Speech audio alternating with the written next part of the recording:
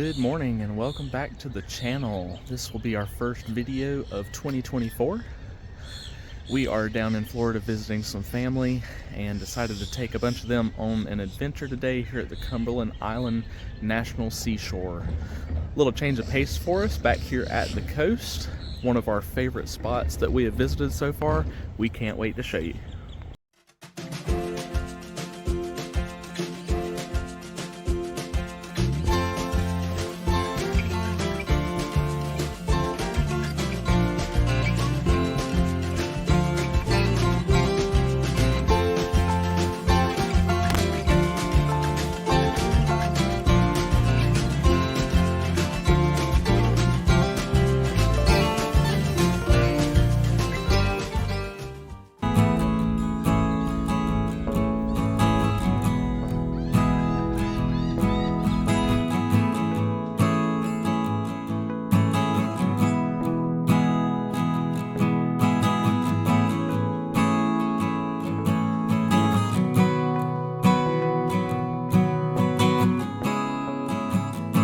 We are all checked in. You have to arrive 60 minutes before your ferry's departure time. Ferry departs from St. Mary's, Georgia, here at the Visitor Center.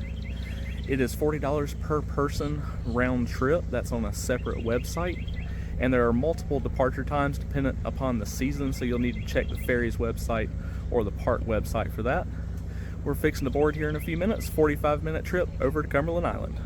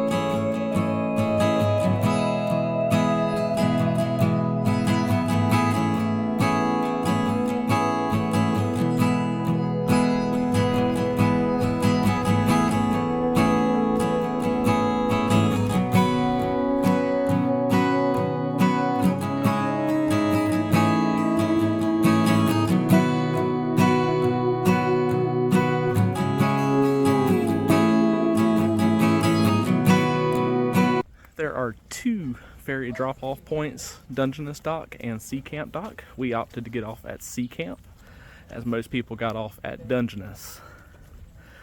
The Cumberland Island National Seashore was officially created October of 1972. Encompasses around 36,000 acres.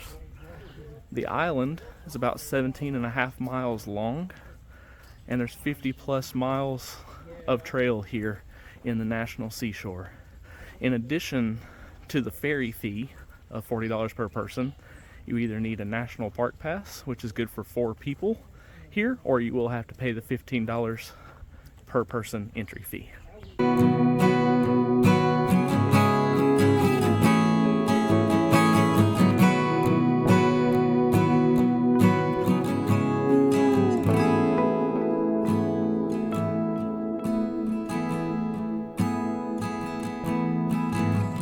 There's just a little clue here as to one of the main reasons people like to come visit Cumberland Island National Seashore.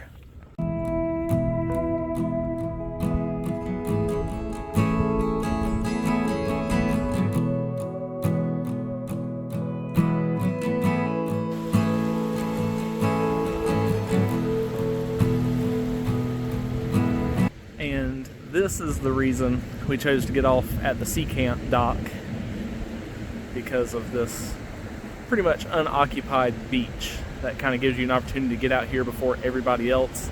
If you get off at Dungeness, it's a little bit of a harder walk out to the beach, and there's normally a lot more people. It's a beautiful day here. That's why I want to go ahead and talk about the time to come here. Really probably like November up through mid-March into March, depending on the weather.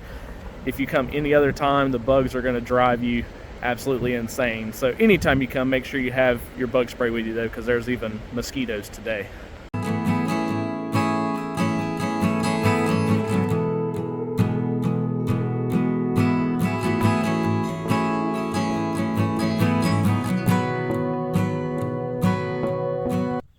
Right now we are walking back to the main road.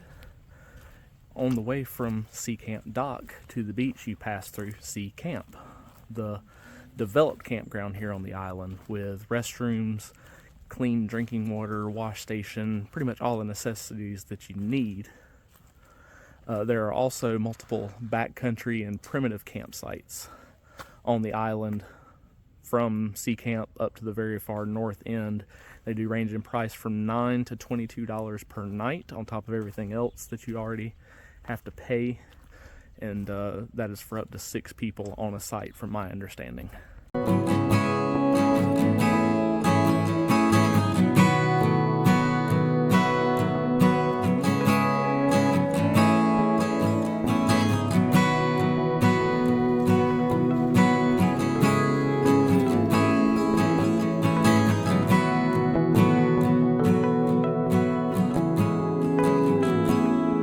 There are just a few options as a day hiker here on Cumberland Island. If you take the earliest departure ferry from St. Mary's and the latest departure ferry off the island, you may only have about 6 or 6.5 hours in total. So your exploration is pretty much limited to the south end of the island. If you have a bike, which you can bring bikes, it's just an extra charge to bring them on the ferry. You may be able to reach the Plum Orchard Mansion, which is about 7 miles away. But if you're on foot, there's a 4-mile loop on the south end going out to the beach, down the beach to the Dungeness ruins and back to the Dungeness dock. As I mentioned earlier though, that beach access from Dungeness is quite sandy, so you can also take the option of coming back inland and hiking on the main road, or what's known as Grand Avenue.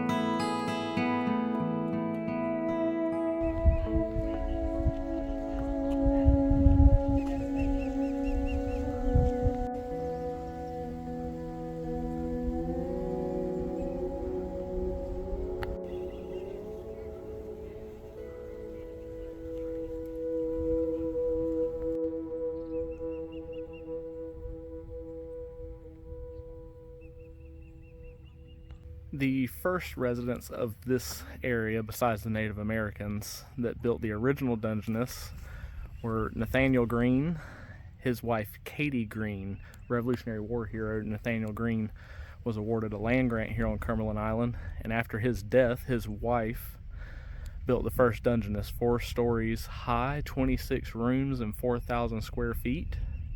It burned in the late 1800s, but this old tabby house here and the gardens behind me are remnants from that Greene Miller era.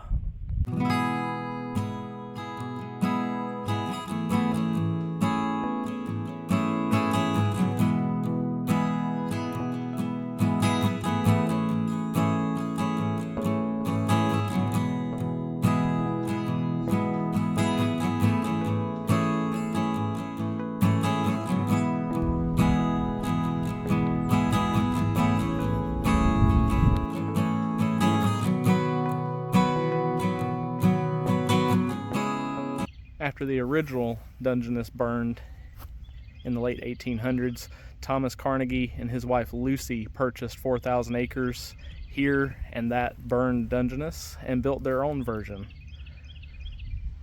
When originally constructed, it was around 6,700 square feet. By the time it was abandoned in the 1920s, it was around 35,000 square feet. And the building was here until 1957. There was a local poacher who was caught in the area, and he decided to come back and burn down the Dungeness Mansion. No matter how hard the local islanders tried, they couldn't save it, and it was burned to this point.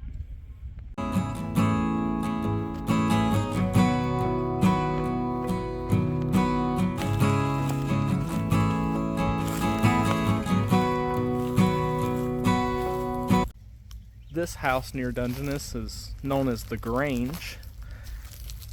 It was built by the Carnegie children's tutor, and he lived here until he died in 1922.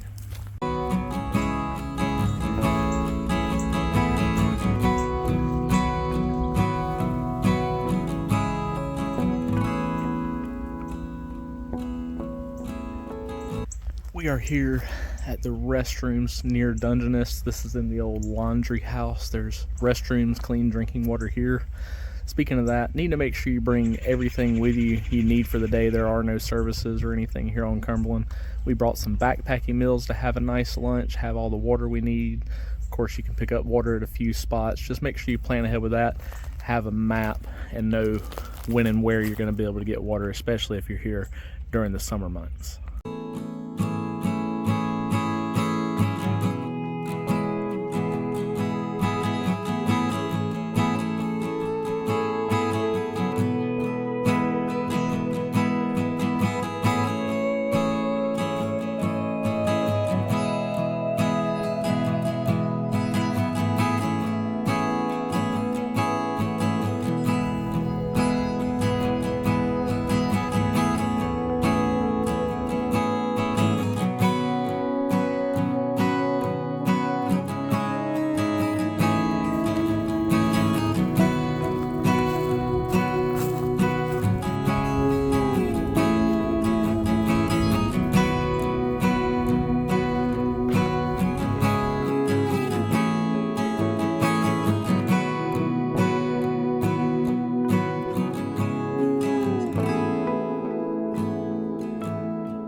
We are now just a little ways further out towards the beach at the Green Miller Cemetery, right here with this pretty famous grave. General Henry Lighthorse Lee, General Robert E. Lee's father, was a Revolutionary War hero, befriended Nathaniel Greene.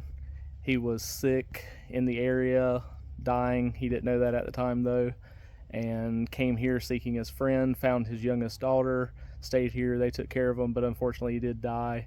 Was buried here on Cumberland at the Green Miller Cemetery. His body laid in rest here for about 100 years when it was removed and taken back to Virginia to be buried alongside his son, but there's still the grave and the marker here marking his death.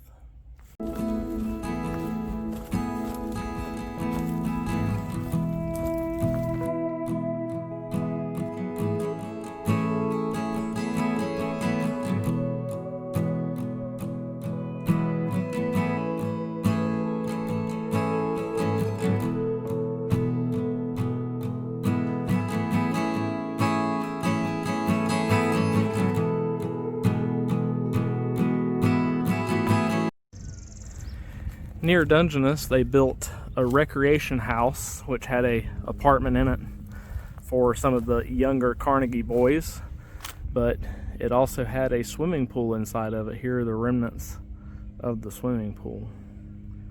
This fell down quite a while ago. Last time I was here, the ruins were still laying on the ground, but they've actually cleaned it up so you can see some of the bare bones of it.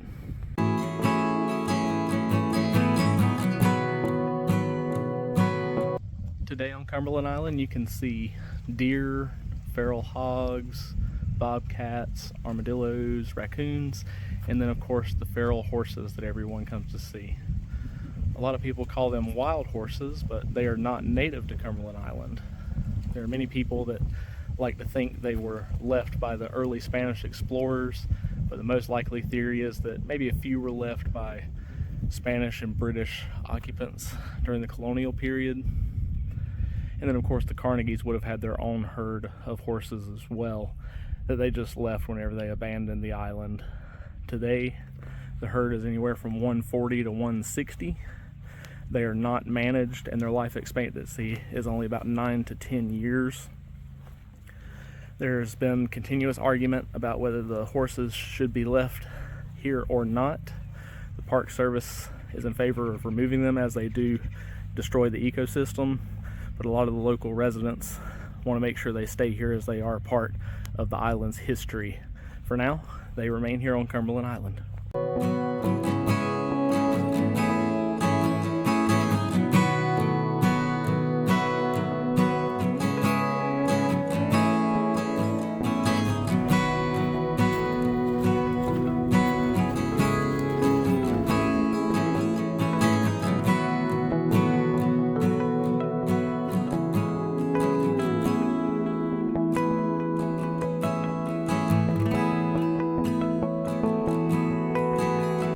Also, make sure when you're walking down Grant Avenue, you're keeping an eye out for shark teeth.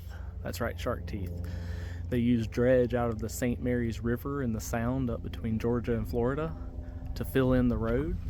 So you can actually find shark teeth here. We actually found 2 pieces ourselves walking back from Dungeness.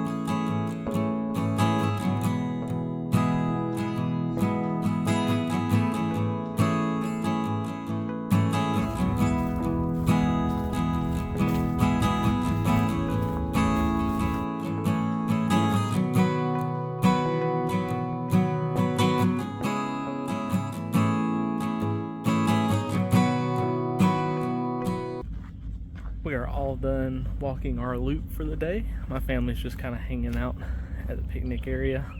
They're all beat. Just wanted to talk about a few other things. Also available here is the Lands and Legacies tour. It's a van tour of the rest of the island. The more central and northern portions takes you to the Plum Orchard Mansion, which is kind of hard to see on a day trip without a bike. And it also goes to the settlement on the north end where a lot of the African American residents lived at. There's also the Grayfield Inn, one of the historic homes built for many of the Carnegie children, but is still a privately operated inn here on the island. I believe there's 15 rooms, and you get breakfast and lunch and dinner and everything else there. It's supposed to be a very awesome experience. I've never stayed there myself. You can check into that though. Just a perfect day here on Cumberland Island. It was about 40 degrees this morning, a little chilly, about 74 this afternoon. Couldn't really ask for better weather. A couple of bad bugs, but nothing really to bother you. This time of the year, peak season, there's actually 2 ferries off the island, a 245 and a 445. I picked the 445 because I thought we were going to need more time to get around, take our time. We kind of finished a little early. If you just do the loop on the south end, you may want to think about the 245 departure though, back to St. Mary's.